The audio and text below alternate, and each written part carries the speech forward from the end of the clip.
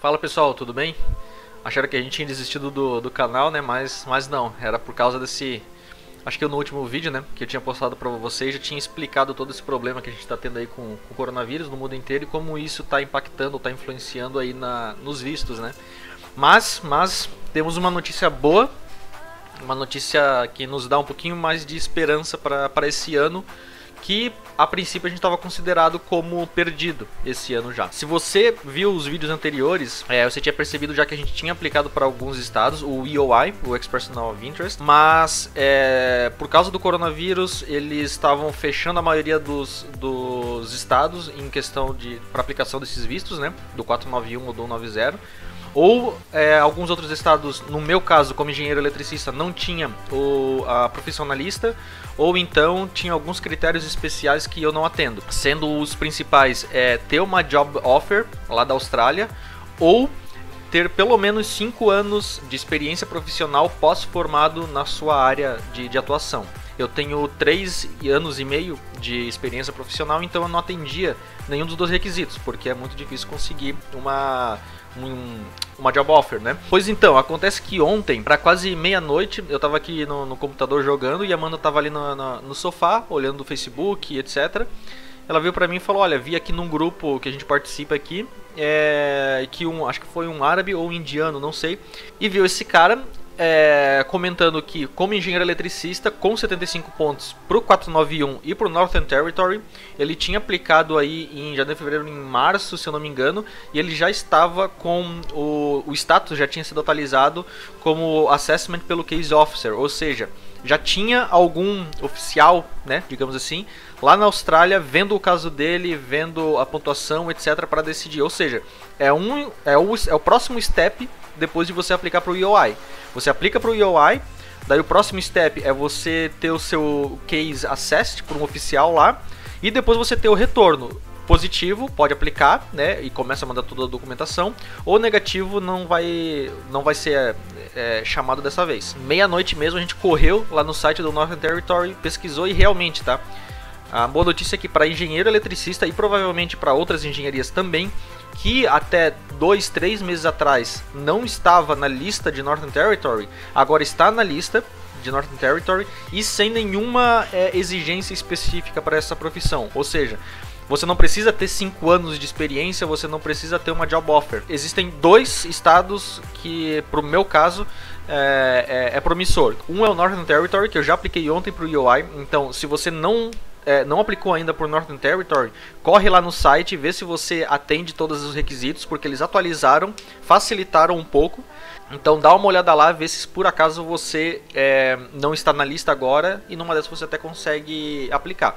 O outro estado é o ACT, Australian Capital Territory, que é a Canberra, que é o Distrito Federal da Austrália. Engenharia elétrica está na lista, também não possui requisito especial, porém para esse estado eles possuem além dessa pontuação padrão que o governo australiano define para esses tipos de visto, o ACT ele possui uma matriz de pontuação diferente. Então são outros casos que você tem que ver a sua pontuação, etc, na matriz deles para os critérios que eles especificam lá em ACT.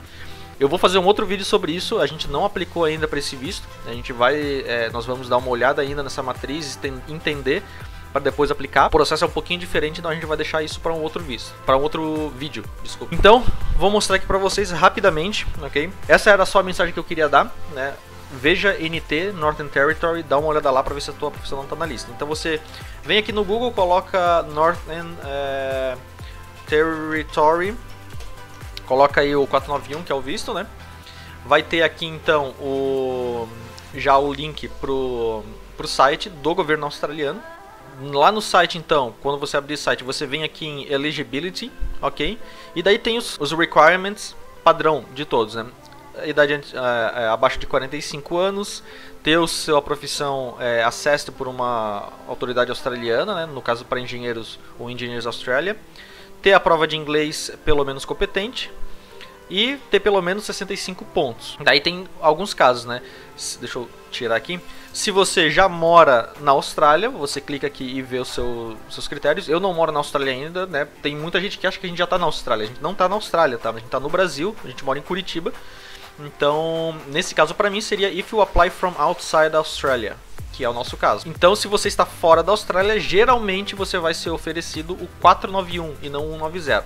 Para o 190, você entra lá no site da Northern Territory pro visto 190 e pesquisa lá. Então, para quem está de fora do país, precisa ter pelo menos 12 meses, nos últimos 24 meses, você precisa ter pelo menos de 12 meses trabalhando na sua profissão que você fez a validação do diploma, ok? Então, se nos últimos 20, se você tem a sua profissão validada como engenheiro eletricista, por exemplo, mas você só tem trabalhado nessa área nos últimos 10 meses, não teria como aplicar. Você tem que ter pelo menos 12 meses nos últimos 24 meses. E esse segundo caso aqui é que se você é um offshore applicant, você tem que ter, você precisaria ter uma oferta de trabalho, se necessário, na lista, ok? Daí o que você faz? Obviamente você abre a lista, essa é a lista que eu estou falando que você tem que checar. E aqui na lista tem os três, está dividido em três aqui, de AAF, de GAO e de PAZ. No meu caso, Electrical Engineer está em E, eu abro aqui o primeiro. Dou um Ctrl F, coloco o meu código aqui. Ops, errei o código. Electrical Engineer e nada mais, ok? Então aqui do lado, se você for aqui para cima, ó, você vai ter o código, a ocupação e alguns comentários. Ou seja, se for necessário ter qualquer critério especial, vai ter aqui do lado descrito qual é esse critério especial. No caso, para engenheiro eletricista aqui, não tem nada. Ou seja, você não tem nenhum critério especial além daqueles outros que é padrão para todos os estados, tá? E isso vale para, acredito, para outras engenharias, eletrônica, manager, enfim. Dá uma procurada aqui, ok? Ver se a sua engenharia, ou independente se for engenharia ou outra profissão, ver se está aqui dentro. No meu caso, engenheiro eletricista não pede nada. Vamos para o próximo então. Então, Commitment to Northern Territory, compromisso com o Northern Territory. O que é esse compromisso? Que você vai ficar no Northern Territory por geralmente pelo menos 2 anos dos 4 anos ou dos 5 anos que tem no teu visto, tá?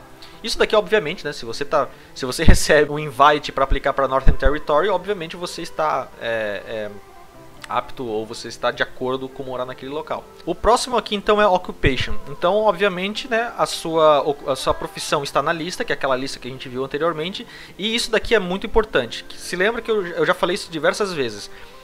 Teoricamente existem 2 listas do Eligible Occupations. Uma lista é essa daqui, que é do governo australiano, ou seja, a Austrália como um todo colocou X profissões, essas profissões na lista da Austrália, porém, cada estado pega dessa lista principal, cada estado seleciona quais profissões necessárias para o seu estado, ok? O que esse segundo caso aqui diz?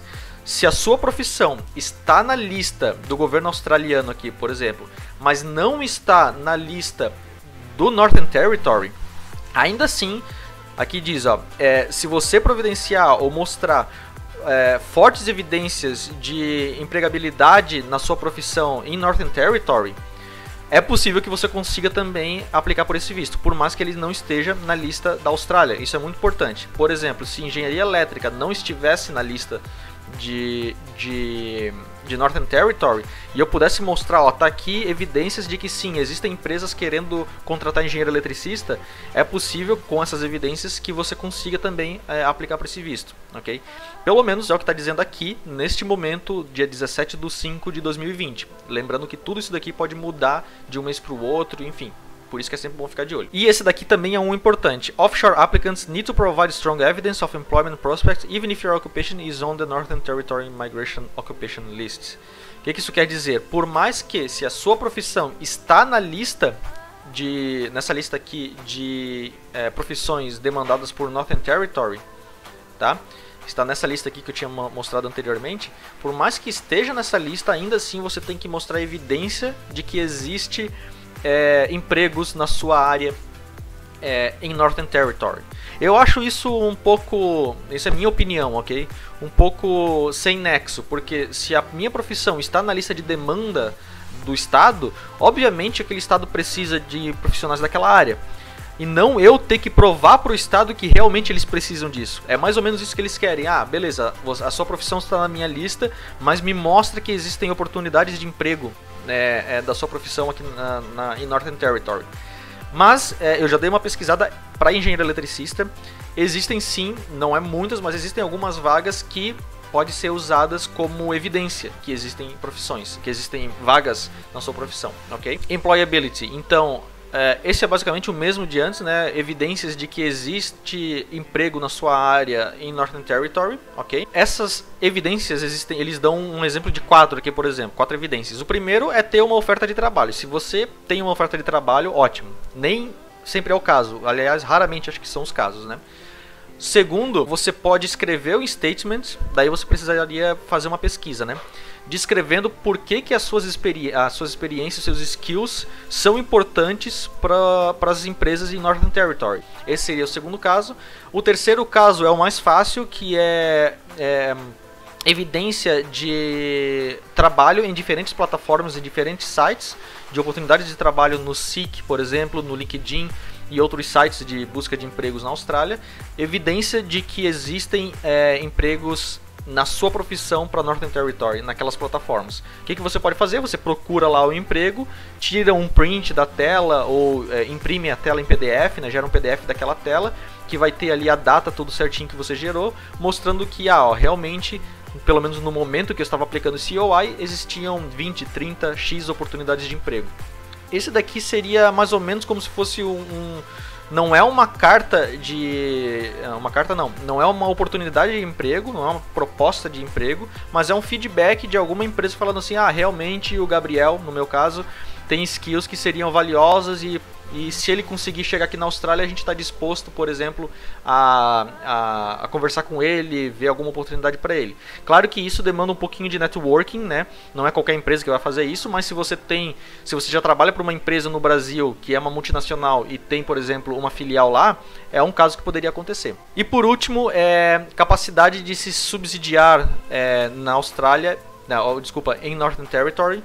Isso daqui é uma tabela de base de quanto de dinheiro você tem que ter para ir lá para a Austrália, porque obviamente eles sabem, principalmente se você não tem uma oferta de trabalho, que você pode chegar lá e ficar 1, 2, 3 meses desempregado.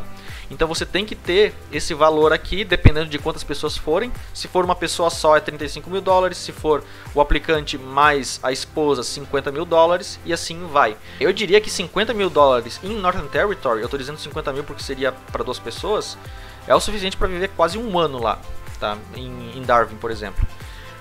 Então esses são os critérios, ok, de Northern Territory no momento. Lembre-se que eu não tinha coberto o Northern Territory nos vídeos passados, justamente porque ele nem estava na lista. E aí vem o principal, o erro que a gente cometeu e que eu estou falando agora para vocês não cometerem o mesmo erro que nós cometemos. A gente relaxou muito na análise mensal dos estados, ok, da Austrália, dos critérios para cada estado. O que aconteceu? Lá em fevereiro, março, quando começou todo esse negócio do coronavírus, a gente pensou, putz, já ferrou tudo, muito provavelmente a gente não vai conseguir agora. A gente começou a entrar em alguns sites, viu que começaram a fechar a aplicação. O que a gente fez? A gente relaxou. E acontece que há 2 meses atrás, 3 meses atrás, Northern Territory atualizou a sua lista, colocou engenharia elétrica e a gente não viu. A gente só viu por sorte, a Amanda viu por sorte, que nem eu comentei ontem pelo Facebook. Então, o que eu vou fazer a partir de agora, e eu sugiro que vocês façam, quem está aplicando, façam sempre, todo mês, ok?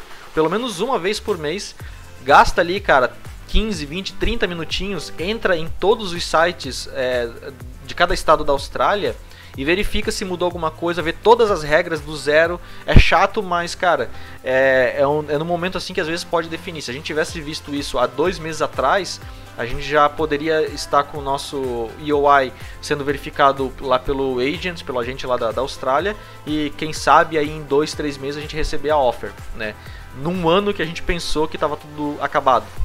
Então a gente está um pouco atrasado, porém eu ainda tenho esperança. Nós aplicamos com 80 pontos para o 491. Eu sei de gente com 70 pontos que já conseguiu, brasileiros, tá, da engenharia civil, que com 70 pontos, um mês atrás já aplicou para o EOI e já teve o seu EOI, já está tendo o seu EOI acesso por uma autoridade lá na Austrália. Conheço gente com 75 pontos também que teve o mesmo caso. Então a nossa esperança é que a gente com 80 pontos consiga isso o mais breve possível, né? Então voltando aí um pouquinho a esperança de a gente, quem sabe, esse ano, começo do ano que vem, conseguir alguma coisa.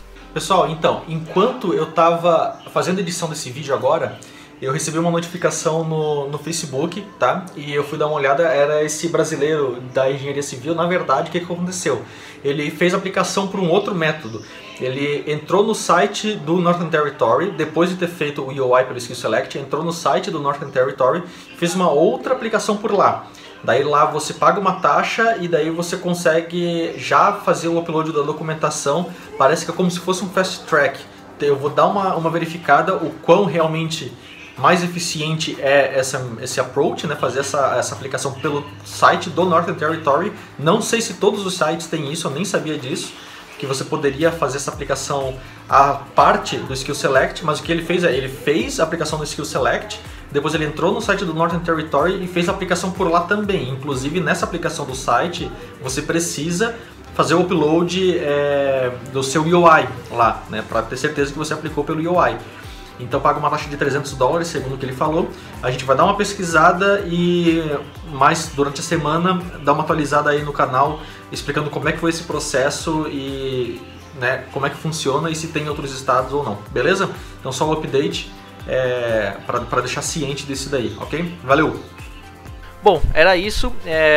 Hoje, novamente, a gente vai dar uma estudada no ACT, nos critérios do ACT, e o próximo vídeo eu espero explicar um pouquinho como é que é essa matrix de pontos, a matriz de pontos lá para a capital, para ACT, ok? Então, bom dia, boa tarde para vocês, se cuidem, fiquem em casa por enquanto, né? E até a próxima. Valeu!